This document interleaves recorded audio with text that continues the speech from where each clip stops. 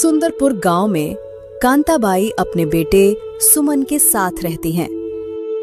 गरीब कांताबाई अपने ही जेठानी नंदिनी के वहां झाड़ू पोछा और खाना बनाने का काम करती हैं। उसके पति की मृत्यु बहुत समय पहले हो गई थी। कांताबाई का बेटा सुमन 10वीं की परीक्षा देने वाला है, जो कि पढ़ाई में काफी होशियार था और पूरे मेहनत के साथ वे मन लगाकर अपनी पढ़ाई करता है। वहीं दूसरी ओर नंदिनी के बेटे राकेश भी 10वीं की परीक्षा देने वाले हैं, पर वो तो दिन भर मोबाइल में लगा रहता है और अपने माँ बाप की कोई भी बात नहीं सुनता है। बेटा, काहे दिन भर मोबाइल देखते रहते हो? सामने बोर्ड की परीक्षा आ रहा है, तुम अगर नहीं पढ़ोगे तो पास कैसे हो पाओगे? हाँ बेटा, तुम अगर नहीं पढ़ोगे तो पास कैसे हो पाओगे? अरे पापा मम्मी, पढ़ने से क्या होगा? आजकल तो बिना पढ़े ही सब कुछ हो जाते हैं, तो पढ़ने से क्या फायदा होगा? बेटे के बात सुनकर राकेश और नंदिनी तंग रह जाते हैं और अब तो उसके मुंह से बोलने के लिए कुछ भी नहीं बचता है। परंतु वही दूसरी ओर कांताबाई के बेटे सुमन दिन भर बहुत मेहनत से पढ़ता था। माँ, मुझे ऑनलाइन ट्यूशन में एडमिशन होना है, इसलिए एक मोबाइल रहता तो अच्छा होता। पर बेटा, हम कहाँ से लाएंगे मोबाइल? जब मुझे इस महीने की पगार मिल जाएगी तो मैं तेरे लिए एक अच्छा सा मोबाइल खरीद लूंगी। बेटा, अभी तू जैसे तैसे अपनी पढ़ाई पूरी कर। पर सुमन मानने के लिए तैयार ही ना था। वो अपनी माँ से कहता है, माँ, पर इससे नहीं होगा। मैं अब 10वीं की परीक्षा देने वाला हूँ, मुझे अब ऑनलाइन क्लास में ज्यादा पढ़ना है। नहीं मिलेगा, कुछ भी नहीं मिलेगा। एक बार कहा ना कि जब पगार मिल जाएगा तब ले लेना। उसके बाद कांता काम पर चली जाती हैं। उसे भी अपने बेटे को डांटकर बहुत बुरा लगा, पर वो करेगी ही क्या? परिवार की आर्थिक स्थिति इतनी खराब है कि कोई भी चीज समय पर हासिल करना आसान नहीं होता है। सारा काम खत्म करके वो मालकिन के पास जाती है और कहती है, मेम साहब, वो मैं कह रहा था कि मुझे कुछ पैसों की जरूरत है। क्या बोली तुमने? पैसे? पैसे क्या पेड़ में उगते हैं? कुछ सोचे समझे नहीं, बस मुंह उठाकर चली आई पैसे मांगने। देखो कांता, महीने का पगार तो तुम्हें अंत में मिल जाता है। क्या तुम लोगों की आदत हो गई है बीच बीच में पैसे मांगने की? तुम्हें काम करना है तो करो, वरना मैं दूसरी काम वाली ढूंढ लूंगी। अरे नहीं नहीं मेम साहब, मैंने ऐसा कब कहा? वो बात दरअसल ये है कि मेरा बेटा सुमन ऑनलाइन ट्यूशन में एडमिशन लेना चाहता है। उसके लिए मुझे कुछ पैसों की जरूरत थी, इसलिए मैंने सोचा कि क्यों ना आपसे मांगा जाए। आप मुझे दे देते तो अच्छा होता। बदले में आप इस महीने की पगार काट कर लेना। ये सुनकर तो नंदिनी और गुस्से हो जाते हैं और कहती हैं, क्या खुद की वकात नहीं है और सपने देखने लगे बड़े बड़े होटलों में पार्टी की? कांता, तुम्हें बुरा लगे या भला, लेकिन सच बोलने में कोई एतराज नहीं। तुम इतनी मेहनत से 2 पैसे कमाते हो, उन पैसे को अगर भविष्य में जोड़ोगे तो काम आएगा। क्या जरूरत है सुमन को ऑनलाइन ट्यूशन में पढ़ाने की? इतना पढ़ लिख कर तो कोई महान आदमी नहीं बनेगा। अरे यहाँ पर इतने सारे लोग बैठे हैं, किसी को तो कुछ नहीं मिल रहा है, और तुम जैसे गरीबों को इतनी जल्दी मिल जाएगा। नंदिनी की बात सुनकर कांता को बड़ा ही बुरा लगा। फिर एक बार के लिए उसने सोचा कि शायद मालकिन सही कह रही है। मेम साहब, शायद आपने सच्ची कहा। ये सब हमारे नसीब की बात नहीं है। तब काहे हम गलत बोले? हम तो तुम्हारे भले के लिए ही कहे। इन सब में फालतू पैसे खर्च करने से अच्छा है कि तुम अपने बेटे को हमारे यहाँ काम पर लगा दो, इससे तुम्हारा भी कुछ मदद मिल जाएगा। और वो अपने घर चली जाती है। अगले सुबह कांताबाई सुमन की स्कूल पर जाती है और प्रिंसिपल से कुछ बात करती है। प्रिंसिपल साहब, आपसे कुछ बात करनी थी। अरे हाँ हाँ, क्यों नहीं साहब, वो मैं बोल रही थी कि मेरे बेटे सुमन है ना, वो और पढ़ना नहीं चाहता है, इसलिए आप उनका नाम रजिस्टर से हटा दीजिएगा। ऐसे कैसे पढ़ना नहीं चाहता?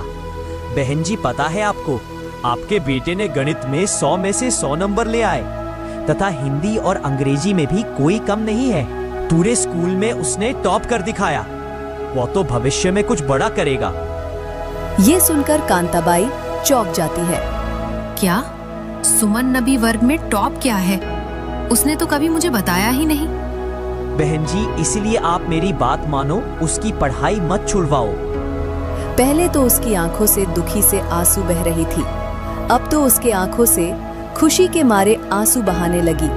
और फिर उसने तय कर लिया कि चाहे कुछ भी हो जाए, मैं अपने बेटे को पढ़ाऊंगी। उसके बाद कांता स्कूल से निकलकर अपने घर की ओर चली जाती है।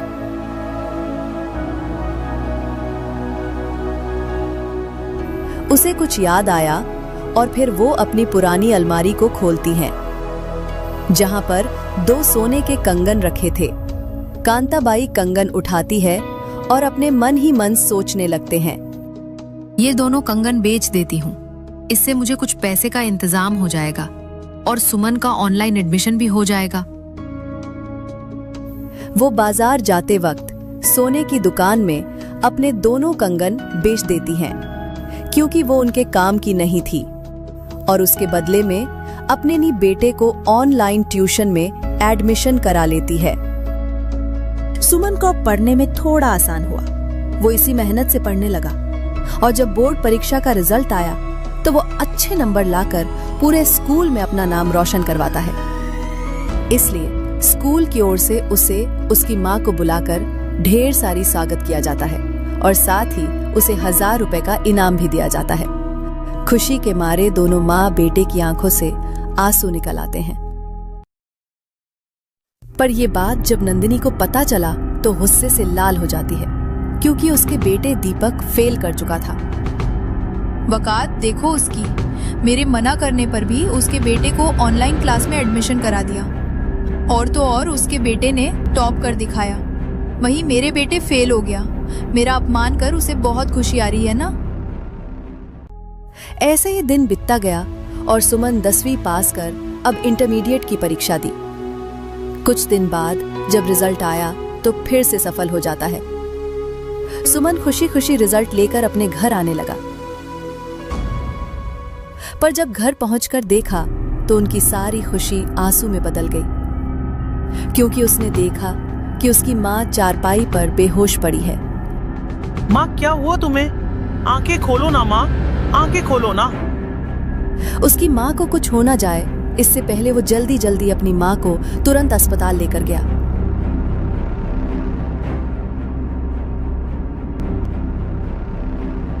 डॉक्टर साहब, बताएं ना माँ की तबीयत अभी कैसी है?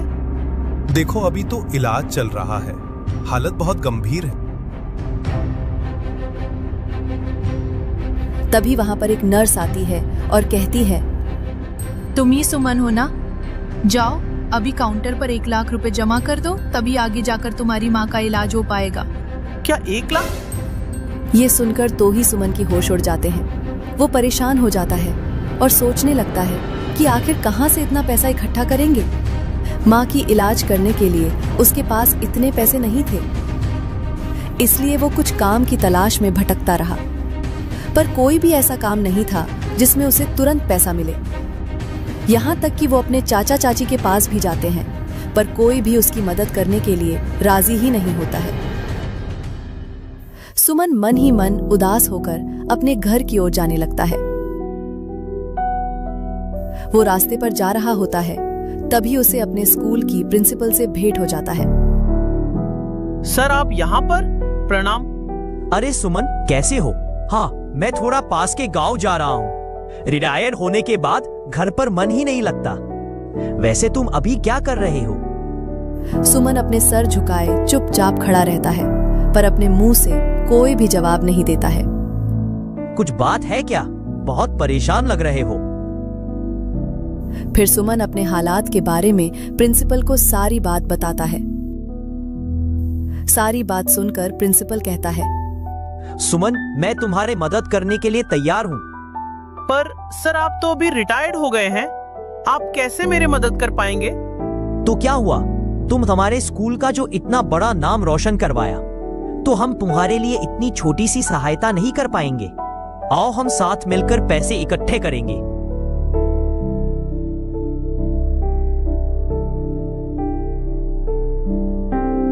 उसके बाद वे एक बड़ा सा पोस्टर बनवाते हैं जिसमें लिखा होता है कि मेरी माँ की जिंदगी बचाओ और मदद के लिए हाथ बढ़ाओ। फिर वो दोनों गांव-गांव जाकर लोगों से पैसे इकट्ठे करने लगे। ऐसे ही वो लोग 2-4 गांव घूम लेते हैं। कुछ ही घंटे बाद वो सारे पैसे इकट्ठे कर लेते हैं। लगता है इन पैसों से माँ का इलाज हो जाएगा। अब जल्दी से जल्दी अस्पताल में जाकर पैसा जमा करना पड़ेगा, तभी तो मेरे माँ का इलाज होगा। और अस्पताल जाकर अपनी माँ के इलाज के लिए जमा कर देते हैं। सर, आपका ये एहसान मैं कभी नहीं भूलूंगा। कोई बात नहीं, अब भगवान से प्रार्थना करो कि तुम्हारी माँ जल्द से जल्द ठीक हो जाए।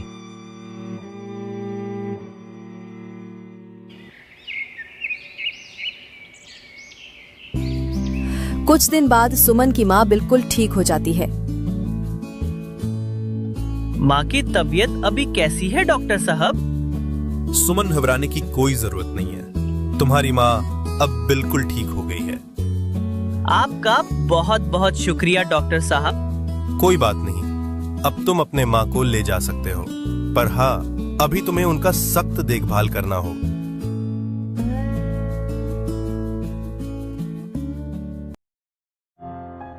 मामा, आप क्या कर रहे हो? डॉक्टर ने आपको अभी आराम करने के लिए कहा है। नहीं बेटा, मालकिन गुस्सा हो जाएगी, वहाँ काम पर जाना है। पर माँ, उसके लिए तो मैं हूँ ना, मैं काम पर जाता हूँ माँ। अरे बेटा, तुझे अभी पढ़ना है, तुझे आगे जाकर बहुत कुछ करना है। मुझे वो दिन अच्छी तरह से याद है जब तेरे प्रिंसिपल साहब ने मुझसे कहा था कि बहन, सुमन का पढ़ाई मत छुड़वाओ, वो पढ़ाई में सबसे चतुर है, और कहा था कि वो 2-2 बार स्कूल से टॉप किया है। परंतु सुमन अपनी जीभ पर अड़ा रहता है और माँ से कहता है, वस्कर, हमारे किस्मत यही तक थे। जब भाग्य ही साथ ना दे तो मैं और पढ़कर ही क्या करूंगा। खैर छोड़ो, मेरे नसीब में ही कहा जो मैं इतना सोच रहा हूँ। उसके बाद सुमन अपना उदास सा चेहरा लेकर मालकिन के घर पर काम करने के लिए चली जाता है। सुमन को पढ़ाई छोड़कर काम पर ध्यान देना पड़ा। आखिर हालात ही ऐसा था। गरीबी के कारण उन्होंने अपने सारे शक उतरकर माँ की जगह मालकिन की नौकर बनकर काम करने लगा। सुमन को काम मांगते देखकर उसका परिवार हंसने लगता है। अरे, इतना पढ़ लिख कर क्या लाभ हुआ तुझे? देख, मेरे बेटे को देख, ना पढ़कर भी कैसे अपने पिता की प्रोफाइल चला लेते हैं। कभी अपने वकात देखे हैं? बिना सोचे समझे ही बड़े बड़े सपने देखने लगे। तुझे पता है, वो जिस थाली में खाता है, तू तो उस थाली को साफ करता है। इसलिए देख, मैंने तो पहले ही तेरे माँ को कहा था कि हमारे यहाँ काम पर लगा दो, पर नहीं, मेरी बात ही न मानी। नंदिनी की इतनी कहने पर भी सुमन कुछ भी नहीं बोलता है। वो बिना सर हिलाए वहां से चला जाता है और चुपचाप सारा काम पूरा कर घर जा रहा होता है। तभी रास्ते में उसे एक कार खड़ा हुआ दिखाई दिया जिस पर IAS लिखा हुआ था। वहां खड़े हुए एक आदमी सारे इंजीनियर को डांट रहे थे। बार बार कह रहा हूं, फिर भी आप लोगों को ये बात समझ में नहीं आता है। जब सरकार पूरे पैसे दे रहे हैं तो आप लोग निर्माण कार्य करने में इतने गड़बड़ क्यों कर देते हो? ये कोई सड़क बनाए 1 साल तक भी नहीं टिक पाएगा। हमें जनता की सेवा करना है, यहाँ पर कोई लूटपाट नहीं करना है। चलो ठीक से सब काम करो। सारे इंजीनियर डर के मारे चुपचाप खड़ा रहता है। कुछ ही देर तक वो ध्यान से देखने लगता है। फिर उसे पता चलता है कि ये IAS ऑफिसर है। उसके बाद वो अपने घर चला जाता है।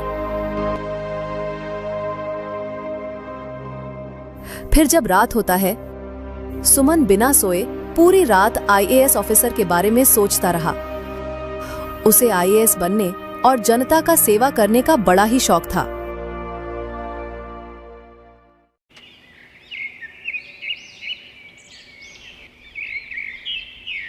अगले दिन वो फिर से नंदिनी के वहां काम करने के लिए निकल जाते हैं। सुमन काम तो कर रहा था, पर उसका ध्यान काम पर नहीं बल्कि दूसरी ओर था। नंदिनी दूर से ये देख रही होती है। उसे पता था कि सुमन का काम पर ध्यान नहीं बल्कि दूसरी जगह ध्यान है। वो तुरंत उसके सामने आया और उसे जोर से डांटने लगा। ये क्या, तू काम करने के लिए आता है या ध्यान करने के लिए? चुपचाप काम कर ले, वरना ऐसा हाल करेंगे कि मुंह दिखाने के लायक नहीं रहेगा। मालकिन, मैं काम पर ध्यान दूंगा। रोज की तरह काम कर जब घर लौटता है, उसकी माँ उससे कहने लगता है, आ गया मेरा बेटा। तभी सुमन को किसी का फोन आता है। वो फोन रिसीव किया तो पता चला कि आज उसका इंटरव्यू है। क्या? माँ, आज मेरा इंटरव्यू है। वाह, ये तो बहुत अच्छी बात है। सफर हो पाऊंगा तभी तो अच्छा होगा। मुझे बहुत भय हो रहा है। सब सफल हो जाएगा, सिर्फ भगवान से प्रार्थना कर और मैं तो सदा तेरे साथ हूँ।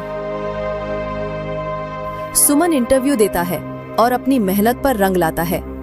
उसे जब पूछा जाता है कि आखिरकार इस पूरे मेहनत के पीछे तुम्हारे साथ कौन है, तो वो बताता है, इसकी एक ही वजह है, वो है मेरी माँ। वही मेरा सब कुछ है, वही मेरा प्रेरणा है, वही मेरे जिंदगी का एक कीमत सिखाया है। उसी के लिए ही मैं इतना कर पाया। इंटरव्यू जब खत्म हो जाता है तो सुमन अपने घर आ जाता है और माँ को सारी बात बताता है।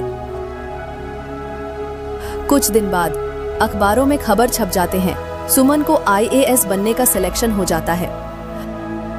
नौकरी की खबर सुनकर माँ की आंखों से खुशी के मारे आंसू निकल आते हैं, क्योंकि उसके सारे सपने अब सच होने वाले हैं। जब IAS की पोशाक पहनकर बेटे अपने घर पर आता है तो कांता उसे देखते ही रह जाती है। बेटा, आज मैं बहुत खुश हूँ। सच में प्रभु हमारे मेहनत पर रंग लाए। हाँ माँ, और इस सब के पीछे तेरी ही तो हाथ है। एक समय था जब उनके पास 2 वक्त का खाना नहीं होता, पढ़ने के लिए अच्छी किताबें नहीं होती, फिर भी कोई उनकी मदद के लिए राजी नहीं होता। आज वही लड़का खुद की मेहनत से IAS अफसर बन गया और जनता की सेवा करने के लिए मुग्ध रहा।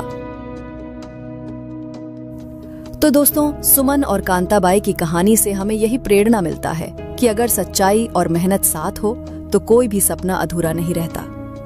गरीबी रुकावट नहीं, बस एक इम्तिहान है। जो पास कर लिया वही असली विजेता बनता है।